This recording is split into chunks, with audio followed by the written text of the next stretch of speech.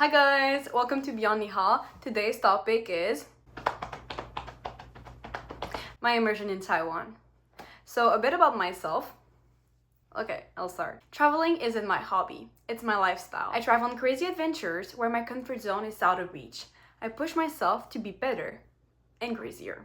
That's one of the main reasons why I learned Mandarin. I thought, how about I learn the hardest language in the world just for fun? So after actively learning Mandarin for 2 years, I thought, how about I give myself an even crazier, bigger challenge? I decided to go immerse myself in Mandarin in Taiwan. To give you some context, I've traveled the world since a really young age. However, I've never really left alone. So at 18 years old, I embarked on my lifelong dream, solo backpacking. During my language immersion, I did the tour of Taiwan. My goal was to push myself the most that I could out of my comfort zone and really try to understand the language, understand the culture, and improve as a learner and as a person. My trip lasted about 2.5 months, 3 months, and it was amazing, guys. I could immerse myself in Mandarin. I interacted with as many locals as I could. I backpacked, changed places, and I also got to improve my Mandarin. And I also really enjoyed that my parents came to see me in Taiwan as a surprise. À Taïwan, premier déjeuner, souper, je sais pas trop quoi. I thought it was really an amazing feeling as I could actually show them why I was so passionate about Mandarin in that place. And they actually also really loved Taiwan. They were amazed by the place. Are you happy? Yes. And I could kind of share my passion and they got to understand it a little bit more. What I've done isn't incredible. Anyone can do it. You can do it too, whether you're 18 or 19. You can be a bit crazy, a bit courageous, and take a risk. Take a risk and go immerse yourself in your target language. Immersing yourself in your target language will, yes, first improve your language skills, but it would also improve you as a person, as a traveler. You'll also be able to see a bunch of amazing, really pretty sceneries. Yes. So why not go sit your ass on a plane? Like, why not? Why not? Immersion is truly incredible. Before leaving, I never really talked in Mandarin face to face with someone. So when it first happened, I can tell you I acted like a child.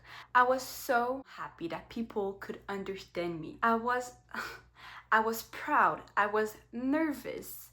I was a child. I was like, during my immersion, I learned to speak before thinking.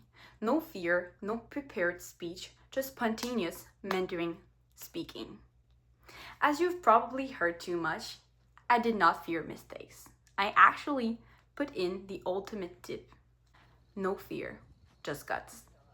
One thing I recommend you guys during your language immersion, because you will do it, is to eavesdrop on other people's conversations. When you're on the streets, you're at restaurants, you gotta be like, and then you listen to what people say.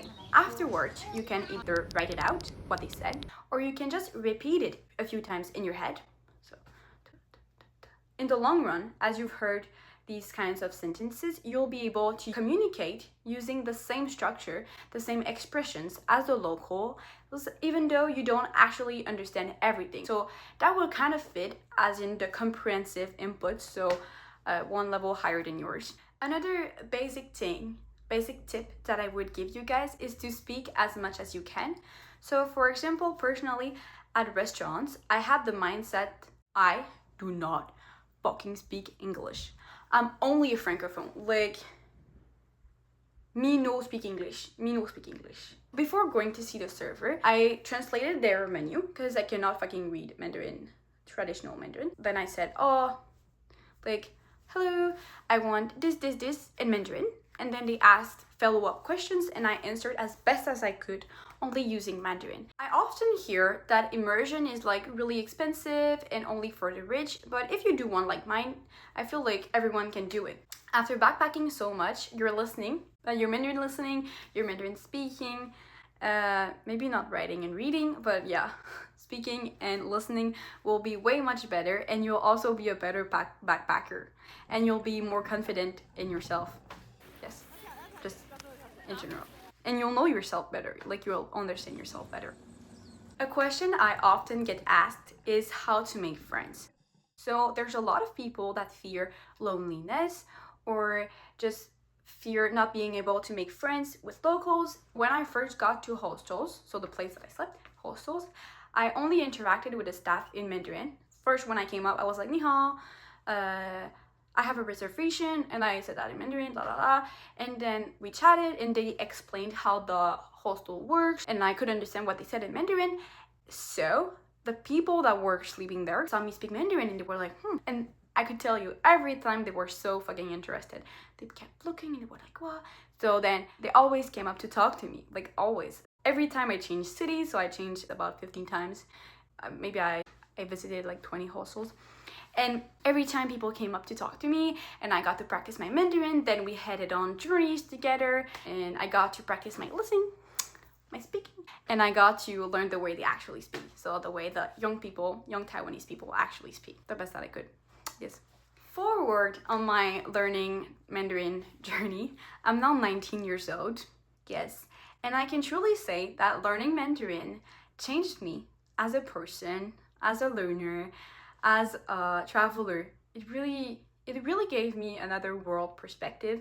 So really, in the next 10 years of my life, I don't want traveling to be, or immersion to only be a thing that I would do from time to time. I really want it to be my routine and my life. And that's why traveling isn't my hobby, it's my lifestyle. Love you guys. So have a nice day. Bye.